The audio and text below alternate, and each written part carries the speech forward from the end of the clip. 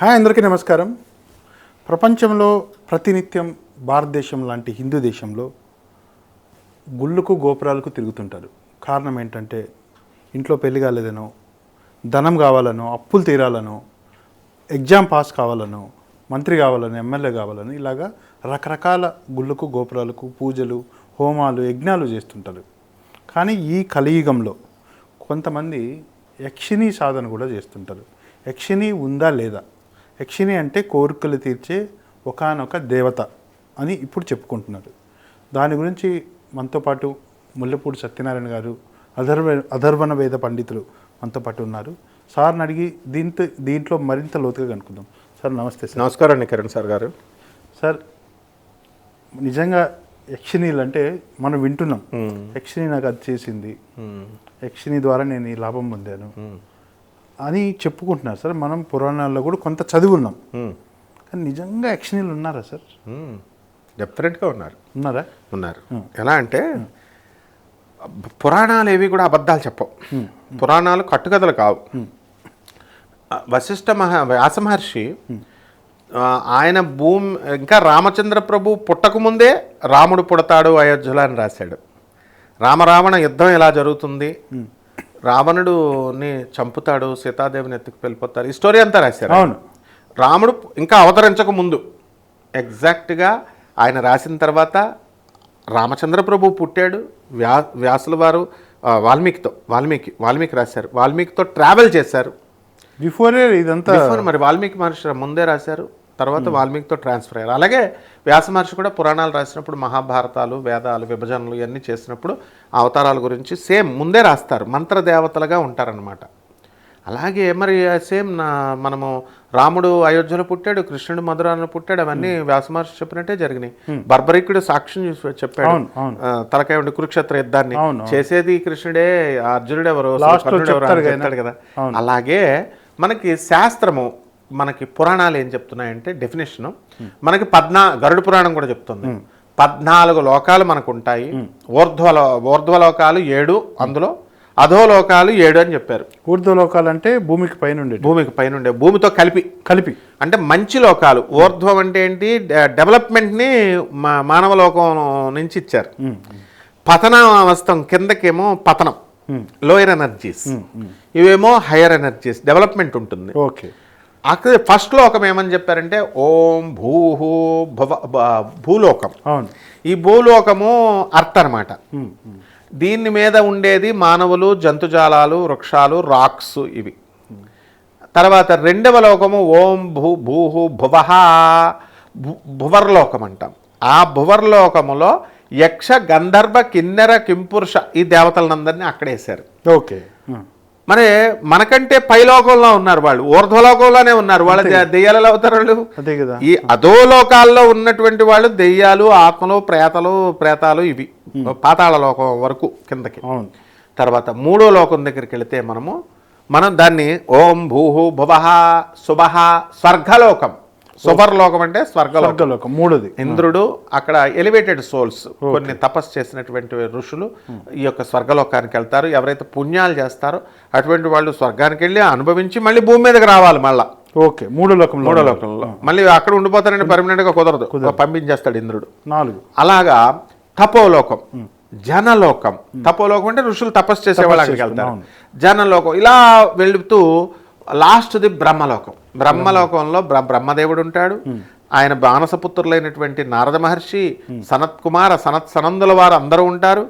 And ఆఖరుగా ఈ first లోకంలో, భూలోకంలో ఉన్న వాళ్ళు ఎవరెవరైతే పుణ్యాలు చేశారో, సాల్వేషన్ అయిపోయిందో, మోక్షానికి అర్హులయ్యారో, పరిపక్వమయ్యారో వాళ్ళు ఆ బ్రహ్మలోకానికి వెళ్ళిపోతారు.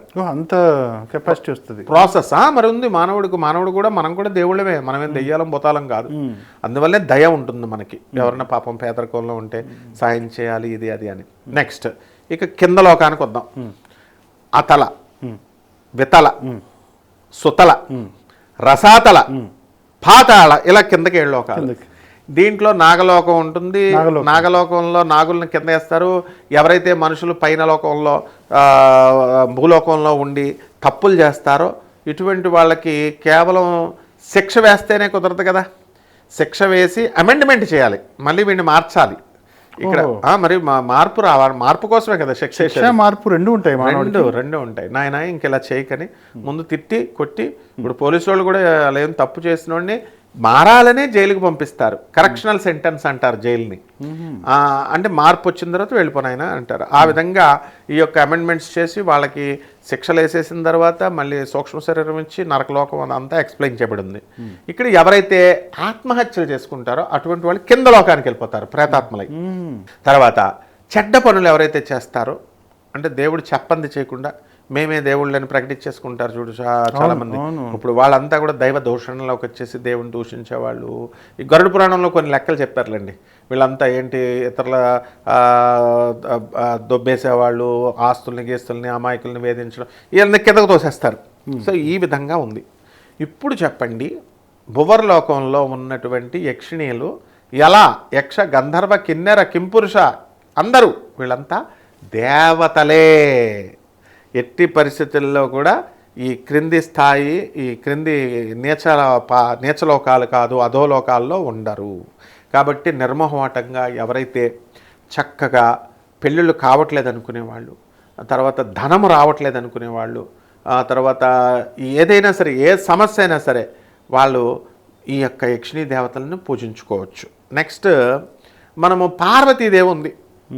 విష్ణుమూర్తి, పార్వతీదేవి, లక్ష్మీదేవి, సరస్వతీదేవి, బ్రహ్మ, విష్ణు, మహేశ్వరులు వీళ్ళ సెట్ అనుకుందాం. వీళ్ళని పట్టుకోవాలంటే చాలా కష్టం. ఒక ప్రధానమంత్రి, దేశ ప్రధానమంత్రిని కలవాలంటే ప్రోటోకాల్ కదా, దానికి సరిపడా ఇది ఉండాలి రాష్ట్రపతిని. అదే వాళ్ళ దగ్గర పిఏల కింద ఉన్న వాళ్ళని కలిసేయచ్చు మనం వెళ్ళి. ఒక సీఎం కింద పిఏలని వాళ్ళని కలవచ్చు.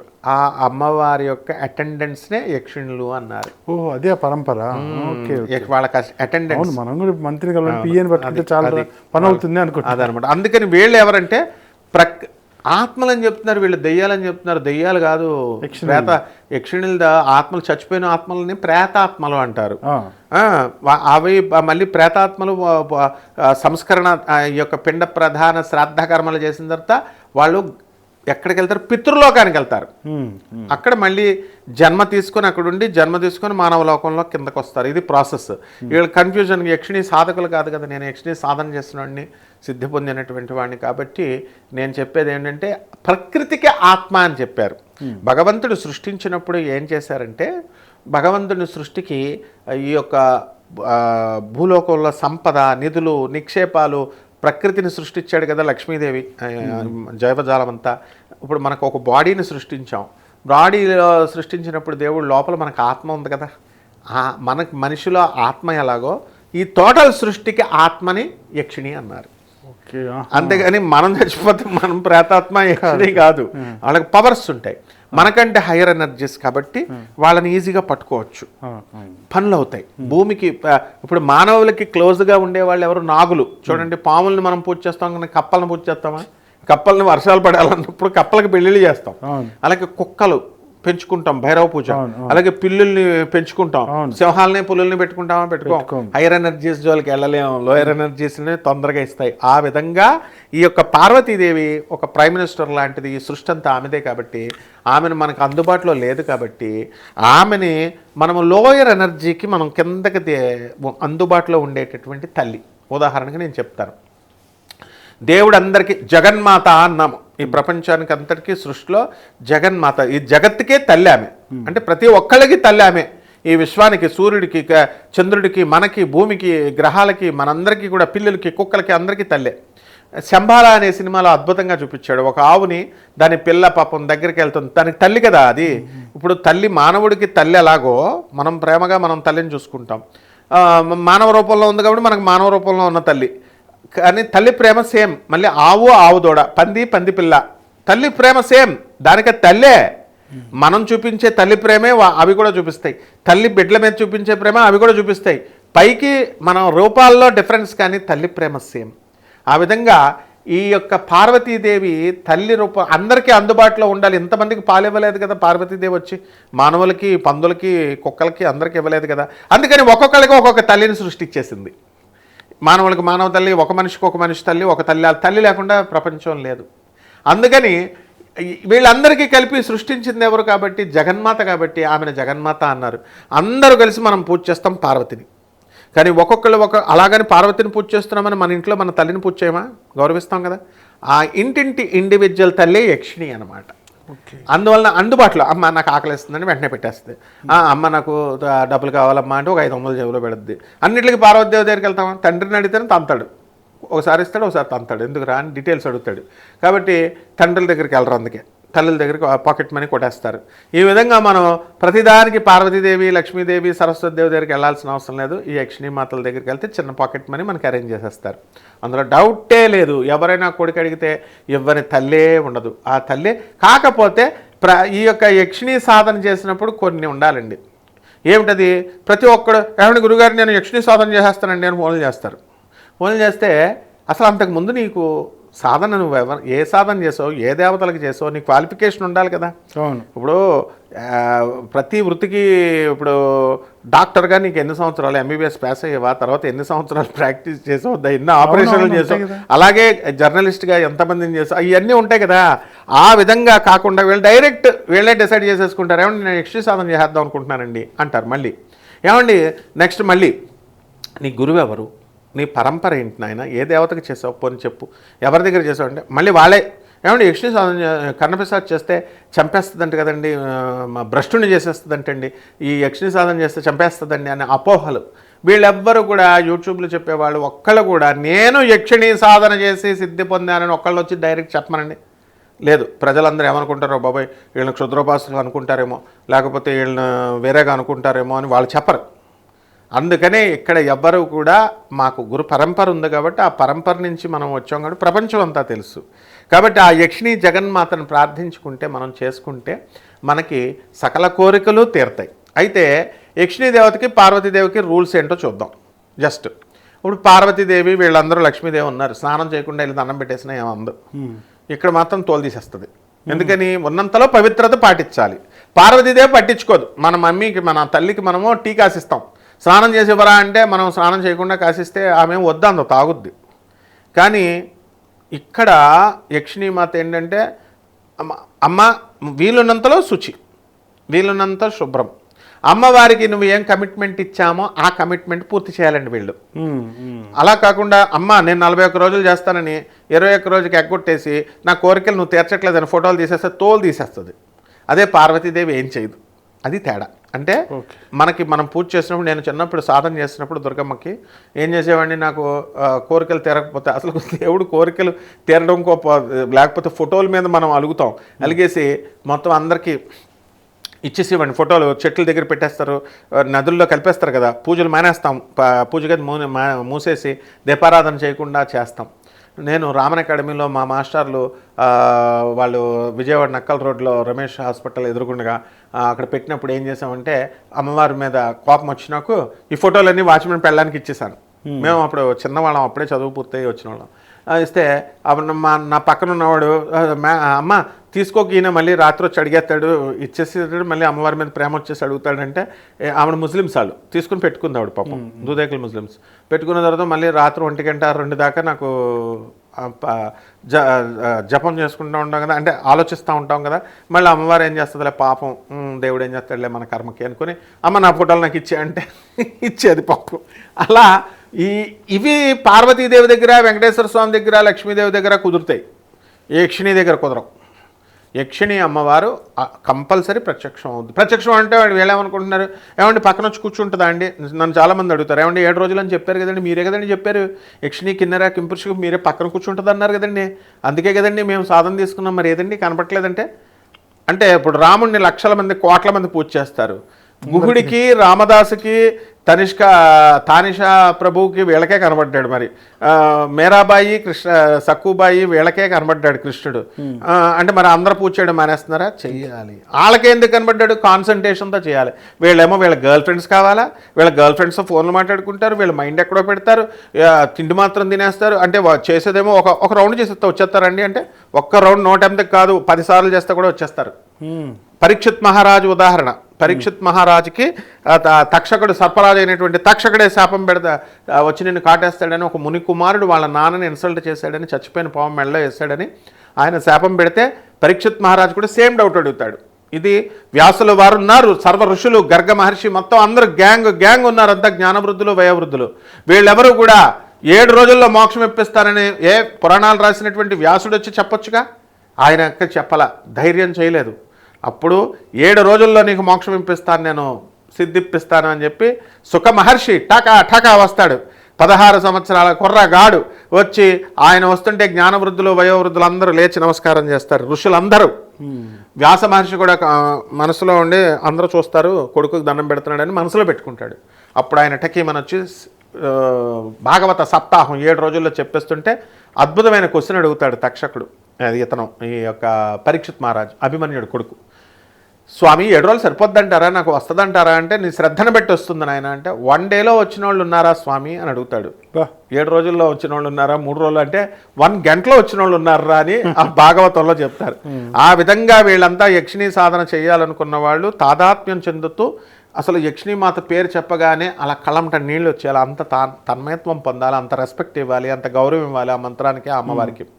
నెక్స్ట్ రెండోది, మనం ఫస్ట్ టెస్ట్ చేసినప్పుడు వీళ్ళని తిడితే ఫోనే చేయరాళ్ళు, ఎవరయ్యా నీ గురువు, డైరెక్ట్ చేయకూడదు, నువ్వు ఎందుకు చేసావు, వాట్సాప్లో మెసేజ్ పెట్టు, లేదా మా పిఎల్ని కాంటాక్ట్ చేయి అన్నావు అనుకో, ఏంట్రా వీడితో చేసేది అని తప్పకమని కట్ చేసి, ఎంత కోపం ఉన్నవాళ్ళు ఇంక యక్షిణీ సాధన ఏం చేస్తారు.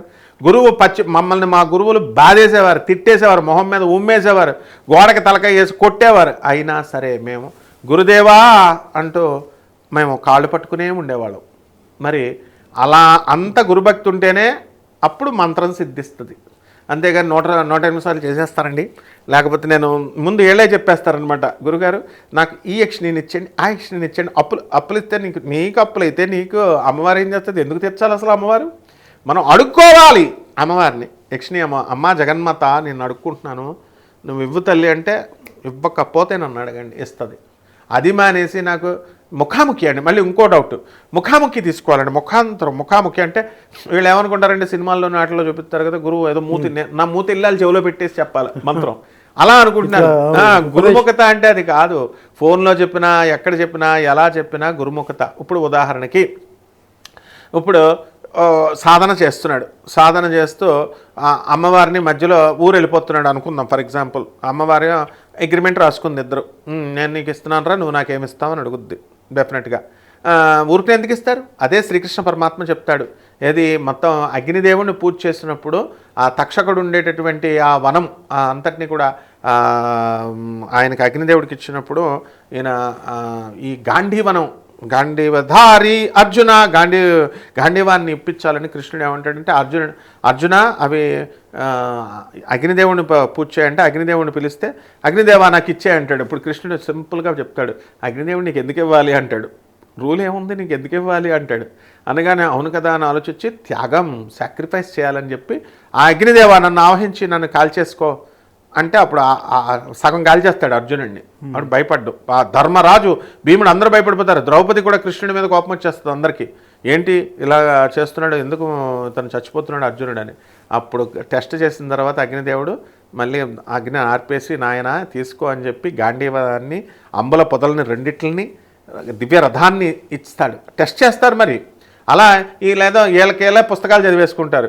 ఆడెవడో ఒకసారి మంత్రం ఇస్తుంటే అంటాడు ఒకడు, ఇవన్నీ పుస్తకాల్లో ఉన్నాయి గురుగారు అంటాడు. పుస్తకాల్లో ఉండడం ఏమిట్రా, గురువు చెప్పాలి, నాయన నువ్వు స్నానం చేయకుండా చేస్తున్నావు, నాయన నువ్వు ఈరోజు మందు కొట్టి నాతో మాట్లాడుతున్నావు, నువ్వు మందు కొట్టి అమ్మవారికి పూజ చేస్తే తోలు తీస్తుంది, ఇది గురువు చెప్పేది. అంటే నువ్వు చేసేటటువంటి తప్పుల్ని మేము నిందించాలి, వీళ్ళని తిట్టాలి, అది మీ తిట్టి ఆ సాధన ముందుకు తీసుకెళ్ళాలి. దట్ ఈస్ కాల్డ్ యాజ్ గురుముఖత. అంతేగాని ఫోన్లో చెప్పినా ఎలా చెప్పినా ఏది చెప్పినా గురువు యొక్క ఆదేశానుసారము చేయడమే.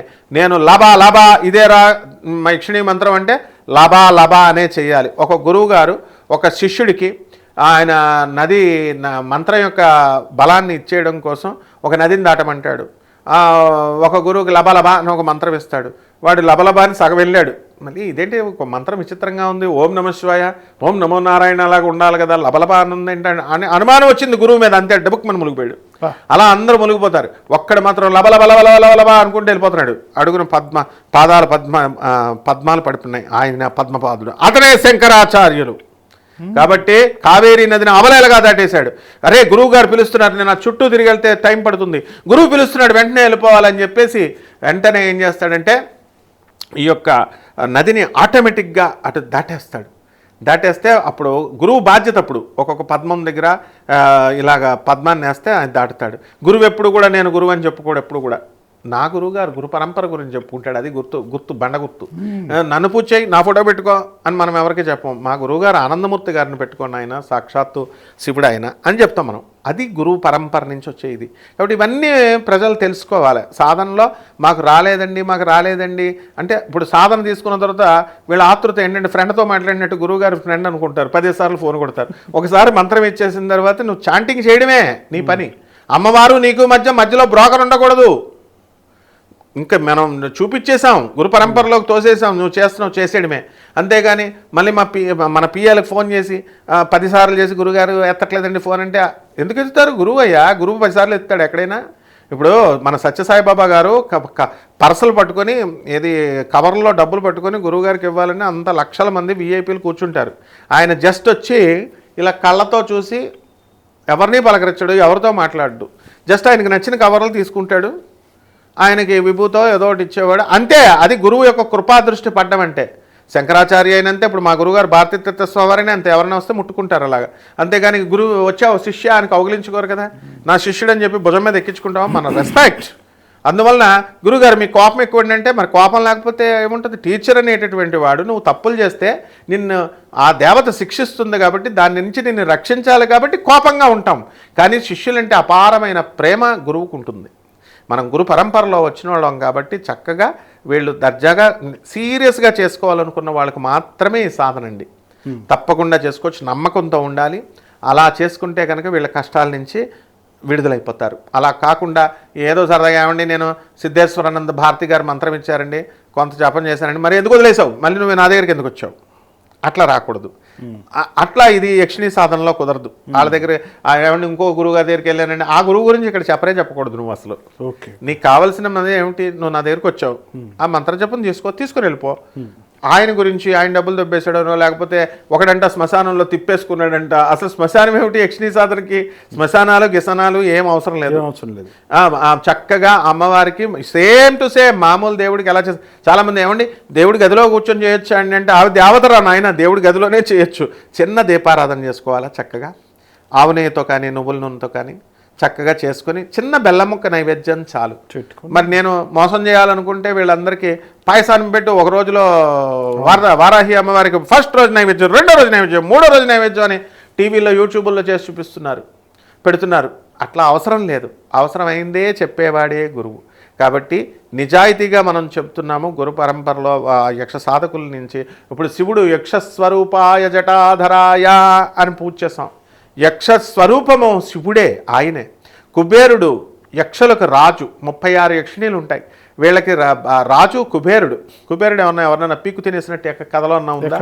మరి యక్షిణీల మీద ఎందుకు బ్యాడ్ ప్రచారం చేయాలంటే సినిమాలు సరదాగా తీస్తారు. ఇప్పుడు ఎక్కడా చేతబడులు లేవు, ఎక్కడా మరుగుమందులు లేవు, ఎక్కడా వశీకరణాలు లేవు. ఆ కాలంలో ఉండేవి. అవి ఈ కాలంలో అలాంటివి ఏమి లేవు కాబట్టి సినిమాల్లో సరదాగా చూపిస్తారు. వాళ్ళ ఇష్టం. నువ్వు వెళ్ళిన అప్రోచ్ అయినాడు భయపెడితే భయపడు, లేదంటే లేదు. ఇది మా స్కూల్ కాదు. మా స్కూల్లో నిజాయితీయే ప్రాతిపదిక. మనం చక్కగా సాధన ఎవరైతే సనాతన సాంప్రదాయంలో వచ్చేవాళ్ళు మన హిందూ మతంలో ఉన్నటువంటి దేవీ దేవతల్ని, యక్ష గంధర్వ కిన్నెర కింపురుష దేవతల్ని మనం బిజినెస్ మైండ్ కాదు, మనం మనీ మైండ్ కాదు, వచ్చిన వాళ్ళందరికీ కూడా మనం తప్పకుండా చేసి పెడతాము. అలాగని ఫ్రీగా చెయ్యం, ఎందుకంటే అది కూడా చెప్తున్నాం. ఎందువల్లంటే ఛానల్ ఉంది, కెమెరామ్యాన్స్ ఉంటారు, ఎడిటర్స్ ఉంటారు, ఛానల్ అడ్మినిస్ట్రేషన్ ఉంటుంది. నేను ఒక బానిసను మాత్రమే ఛానల్కి. కారణం ఏంటంటే మన ఎవరో వాళ్ళ లేనిదే ఏ ఛానల్ అయినా అందరూ కూడా మనము ఈ రోజున చాగంటి గారు కానీ, గరికపాటి గారిని, నందమూరి తారక రామారావు గారు కానీ ఎవరైనా సరే వాళ్ళు ఛానల్స్ని, మీడియాని వాళ్ళు చెప్పినట్లే వీళ్ళు చేసి అయ్యారు తప్ప మేము ఇంత గొప్పవాళ్ళం, ఇప్పుడు వచ్చినటువంటి వాళ్ళంతా మేము ఇలా చేయండి అలా చేయండి అని డైరెక్టర్లని ఇచ్చేయడం, సలహాలు ఇవ్వడం అలాంటిది ఉండదు. మేము ఆ వచ్చిన సాంప్రదాయంలో మన ఛానల్స్ వాళ్ళ మర్యాదని, వాళ్ళ దీన్ని కాపాడుకుంటూ అందరినీ కాపాడుకుంటూ గురు పరంపరలో నేర్చుకోవాలనుకునే వాళ్ళు మాత్రమే మన దగ్గరికి రావచ్చండి. వచ్చిన వాళ్ళు మనం కమర్షియల్ కాదని ప్రపంచం అంతా తెలుసు కాబట్టి చక్కగా మనకి ఛానల్ వాళ్ళు చెప్పినట్టుగా చేసుకొని చక్కగా ఈ యొక్క మంత్రదీక్షను చేసుకొని మంచిగా లబ్ధి పొందాలని నేను ఈ యక్షమాతని ఉన్నట్టుగా చెప్తున్నాను అనమాట. తప్పకుండా. Thank you. ధన్యవాదాలండి.